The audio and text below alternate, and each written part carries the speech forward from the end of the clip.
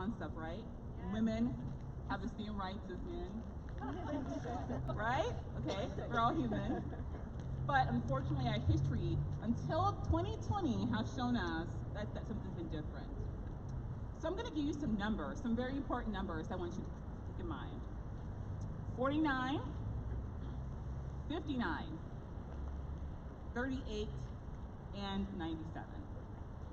These are numbers that we have been living and fighting for. In 1923, Alice Paul first introduced the Equal Rights Amendment at the Seneca Falls Convention, as well as the ERA being introduced in Congress. That same year, they introduced it, but it didn't become ratified, it was introduced. It wasn't until 1972, 49 years later after its introduction, that Congress finally sent the ERA to the states to become ratified, requiring a 3/4 vote, or we know 38 states. Setting an intentional deadline for this to take place in 1979, it did not take place, so it was extended to 1982 in hopes that we would get the ERA ratified. But the year 1982 came, and at that time we only had 35 states that ratified the Equal Rights Amendment, failing to make the vote for full ratification in the Constitution. 59 years later from its introduction.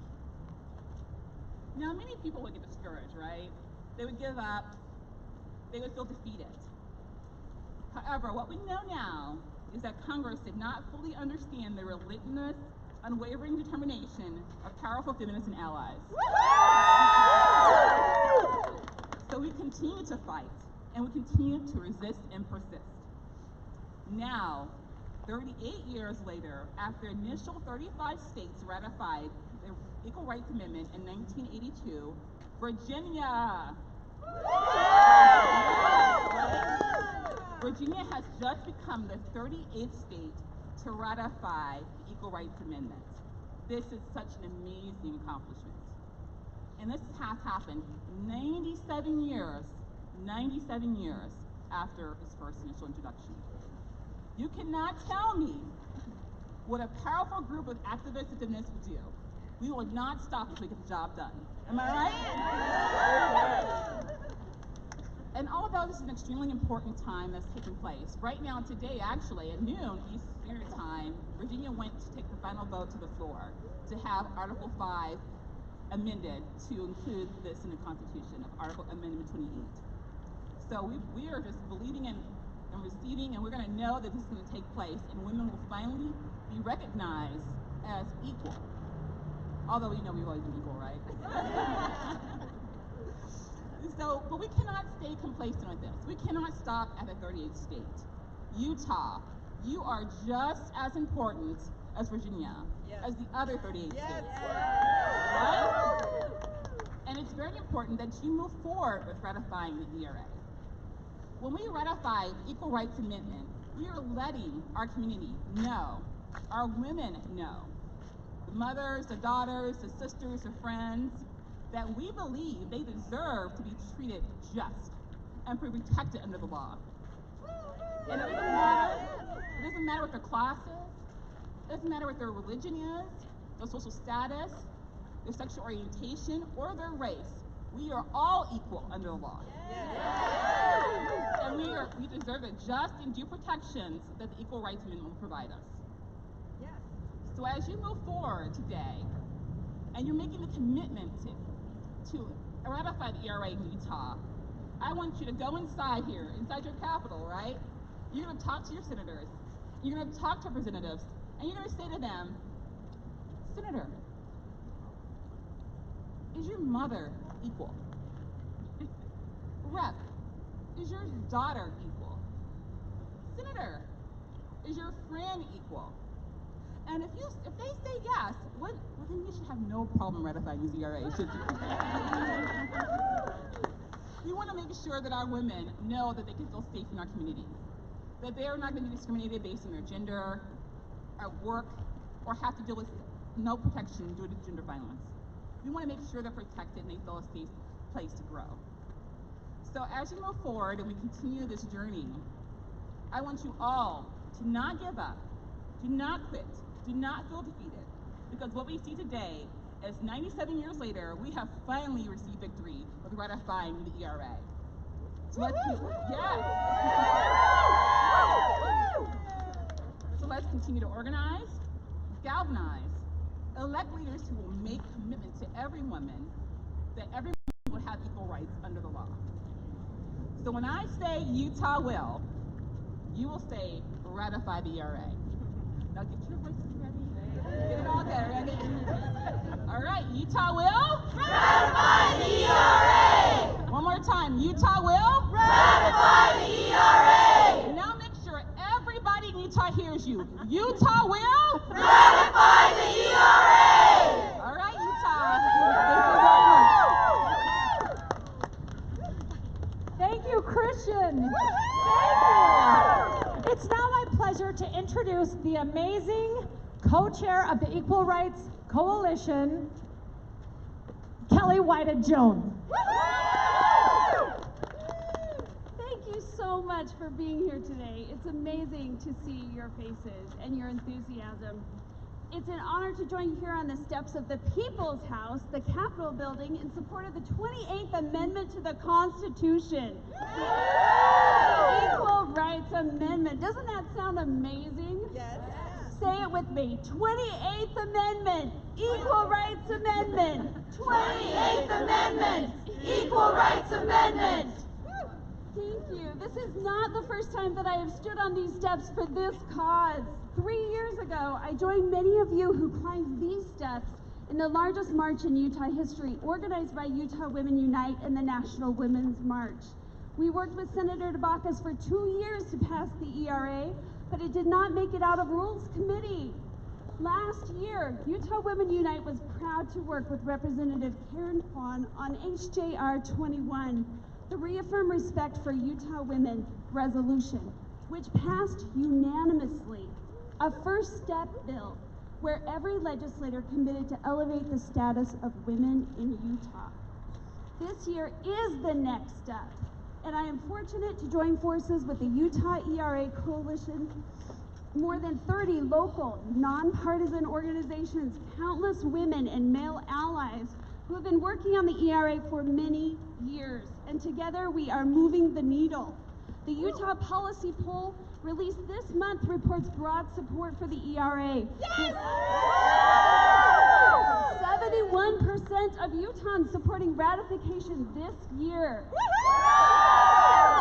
We stand today resolute in our cause, but we are not here alone. We bring the voices of women across the ages with us.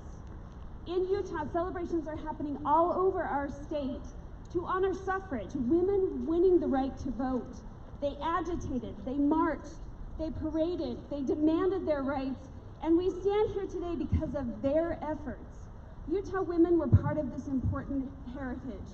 Pioneering Utahns like suffragist Emmeline B. Wells crossed the plains, then was editor of the sometimes inflammatory Women's Exponent for 36 years, the first periodical west of the Mississippi, and she fought tirelessly for women's rights.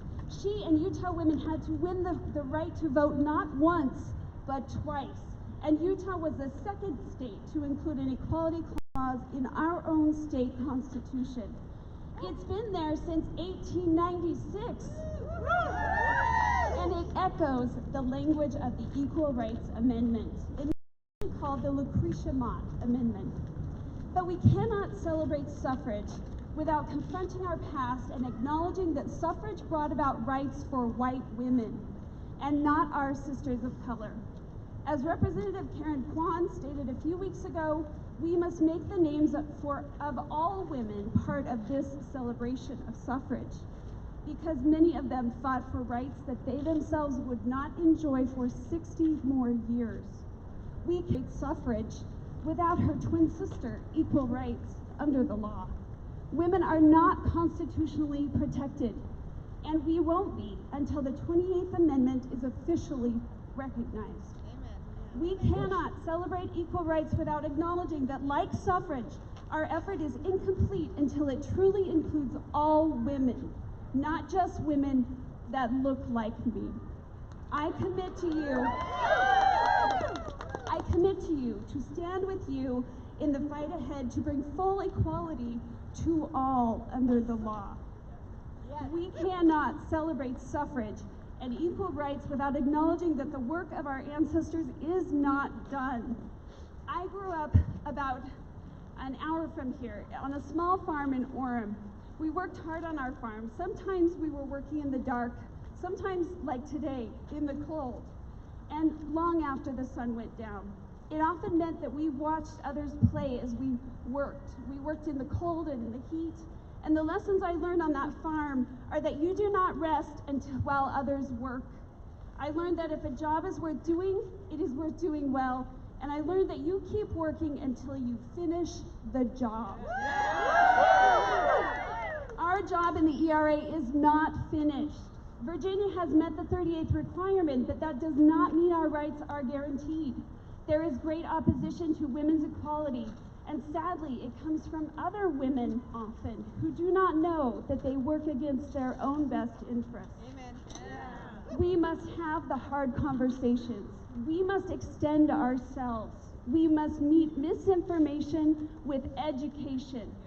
There is work yet to do. As Alice Paul, author of the ERA, stated, when you put your hand to the plow, you can't put it down until you get to the end of the row. We can see the end of the row. Yes! But we are not there yet, and it will take all of us working shoulder to shoulder to accomplish it. Will you commit to work until it is done? Yes!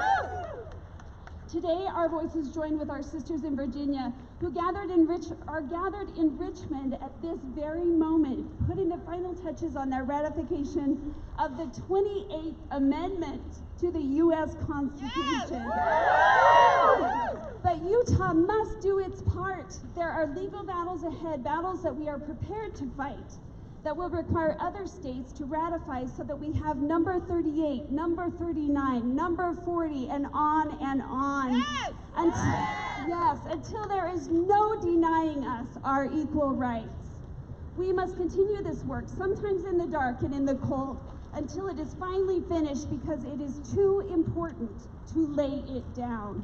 We cannot rest until women take their rightful place in our founding document. I have a stack of postcards over on this table from across our state to deliver to our legislators today. I hope you will come in and help me deliver them. Take a minute to fill out a postcard if you haven't yet, and let your representatives hear from you early and often over the next month during the session.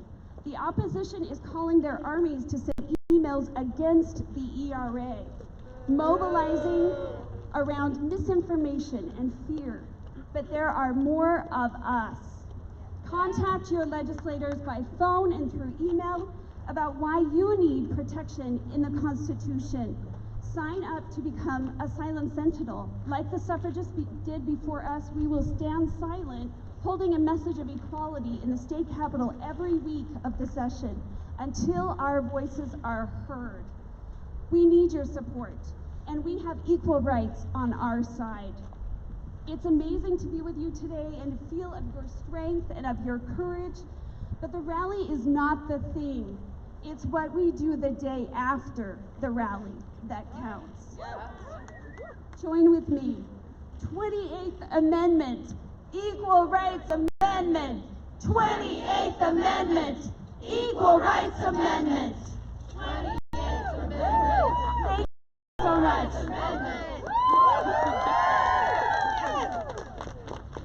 Thank you so much, Kelly. It is now my great pleasure to introduce Representative Karen Kwan.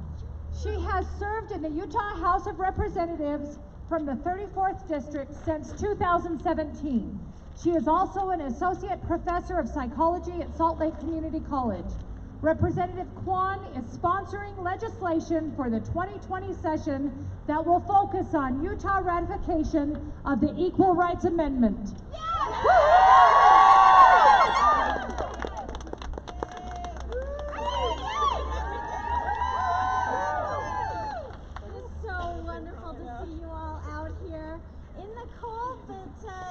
Not cold of hearts, you're all hot to trot with this ERA. I'm just so thankful that you all came out here. and also for bringing your stories with you. We all come to this conversation with our personal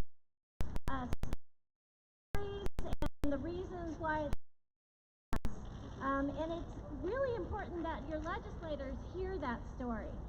It's really important that they are inspired by you and your voice. Actually, one inspiration that happened to me this summer is the birth of my granddaughter. I have a new grandbaby. She's a part of this new generation. It's called Gen Alpha, Generation Alpha. Yes. I want her to enjoy a life of opportunity. And I want her to be able to participate fully in her own life, and that is something that is something worth fighting for. Amen. It's important to me that she understands that how we got to where we are today. From the start, as you heard from my good friend Kelly, that ERA language is already in our Constitution. It's the same notion of equality, the same inclusions and guarantees for women that the ERA would provide for in our federal Constitution. Last year, I think Kelly also mentioned this, I ran a resolution that included language that said that basically we agree that language should be put in our U.S. Constitution that mirrors our own language. And that resolution passed unanimously. So in our hearts, in the hearts of our legislators, they agree with this. They believe in it. They value it. We just need to get the politics out of policy. I am so proud to live in a state, only one of 25 that have this language in our state constitution. And I'm so glad that my family is here. But I know that my oldest daughter has moved out of state. My second daughter's thinking moving out of state. So many of your family members are moving out of state. This is not just for Utah. We need to have the same protections for our family and our neighbors throughout the nation. Right. Yes. I want my granddaughter to know that wherever she grows up, she feels like she belongs. She belongs in the classroom, in the workplace, she belongs wherever her peers are. And I want all of our daughters to feel this way across all of the 50 United States. Yes! So please, yes, contact your legislators, use the postcards, but don't just say, this is what's wrong. Let's talk about right. Let's talk about what's right. Let's thank them for agreeing last year that this language should be in our Constitution. And then let's tell them why it's important for us. Again, let's inspire our legislators right now, because we need this grand gesture of love and respect for everyone, right? For our working moms, for our stay-at-home moms, our females currently serving in the service, and veterans alike, our women leading the workforce, and for future generations. It's time for women to be written into the Constitution. Yes! Thank you all for being here.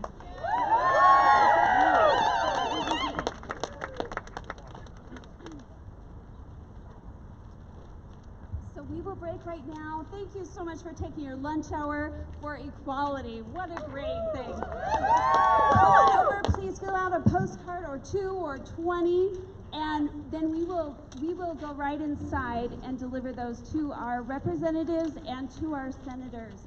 But don't let this be the last time they hear from you. Thank you.